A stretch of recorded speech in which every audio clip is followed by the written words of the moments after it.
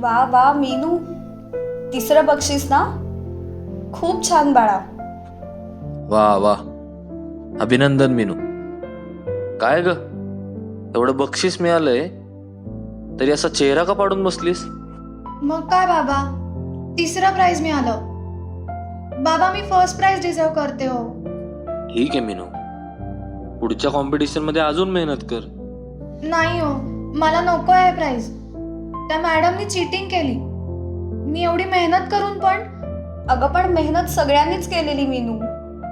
ते काय नाही माहित मला. माझा परफॉर्मन्स बेस्ट झाला होता, सो मलाच मिळायला हवं होतं पहिलं बक्षीस. माझी खूप चिडचिड होतीये. मला त्या मॅडमचाही खूप राग येतोय. बरं जाऊ दे, काही हरकत नाही. चल हातपाय धू, मी तुझ्या आवडीचं खायला करते. मला नकोय काही, मला भूक नाहीये.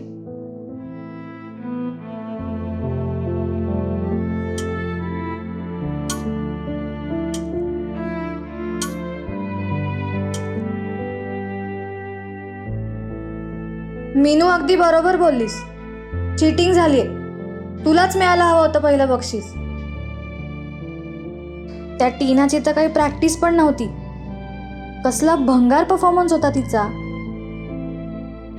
हो ना, हे काही बरोबर नाही. तुझ्याच बाबतीत का असं होतं नेहमी? सगळे असंच वागतात.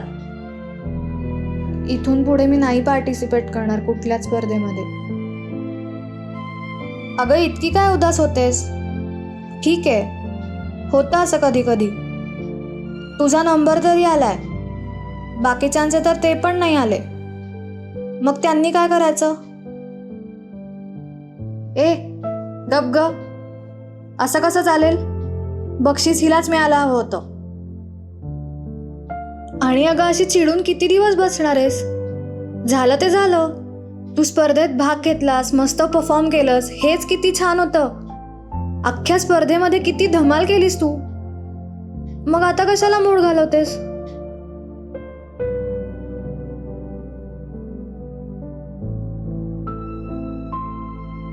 आई, मला ना काल स्वप्न पडलं बहुतेक. इतके विचार येत होते ना डोक्यात. सगळा गोंधळ झाला नुसता डोक्यामध्ये. मला काहीही कळत नाहीये. काल उगीच इतकी चिडचिड केलीस आणि झोपलीस न खाताच. अगं पहिलं बक्षीस मिळालं नाही म्हणून वाईट वाटणं साहजिक आहे, पण इतका रागराग कशासाठी हा पण विचार करायला हवा. हो ग, मला एकीकडे कळतंय की चिडायला नकोय, पण दुसरीकडे राग पण येतोय. त्याचं काय करू? खिचडी झालीये डोक्यात नुसती. होतं ग असं कधी कधी. मुळात राग येणं किंवा वाईट वाटणं हे काही चुकीचं नाहीये, पण किती वेळ त्या भावनांना डोक्यात घर करून बसू द्यायचं हे आपल्याला ठरवावं लागतं. अगं हे सगळे विचार आणि या सगळ्या भावना आपल्याच डोक्यात आहेत, म्हणजे आपल्याच आहेत. आणि प्रत्येक भावनेचं आपल्या आयुष्यात विशिष्ट महत्त्वही आहे. फक्त त्या भावना ठराविक प्रमाणात असणं महत्त्वाचं. ठराविक प्रमाणात म्हणजे काय? थांब, जरा सोपं करून सांगते. आता बघ काल एवढा रागराग केलास की पार जेवण विसरलीस. आमच्याशी धड बोललीही नाहीस. तिसराच का असेना, पण तुझ्या मेहनतीचं फळ तुला मिळालंय हेही तुझ्या लक्षात आलं नाही. थोडक्यात काय, खूप वेळ आपण एकाच भावनेत अडकलो तर एखाद्या गोष्टीचा वेगवेगळ्या बाजूने विचार केला जात नाही आणि मग त्यातून त्रास वाढत जातो.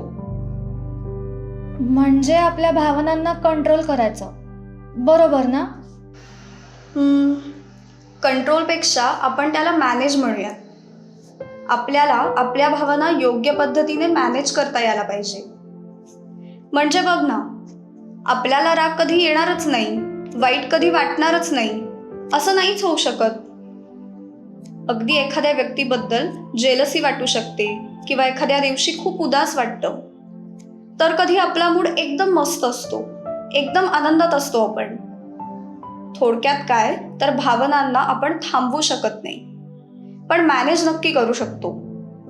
आणि त्यासाठी सगळ्यात महत्त्वाचं आहे ते म्हणजे नेमकं आपल्याला आत्ता काय वाटतंय हे समजणं. एकदा का आपल्याला आपल्या भावना समजल्या की नेमका कसला त्रास होतोय हे पण समजतं. आणि एखाद्या वेळी नेमकं काय करायला हवं, कसं वागायला हवं हेही समजायला सोपं जातं. समजतंय मला, पण यात एक्सपर्ट व्हायला मला जरा वेळ लागेल नाही का? हा PhDचा अभ्यास आहे मॅडम.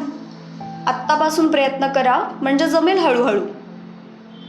आता असेच एक एक अनुभव येतील आणि पुढच्या वेळी तूच मला सांगशील नेमकं तुला काय होतंय. आई, मी नक्की प्रयत्न करेन आणि हे सगळं उद्या सायलीला पण सांगेन मी. चल आता जाते मी. थँक्यू आई. काय ग, कुठे? पहिला नंबर मिळवण्याची तयारी करायला. बाय.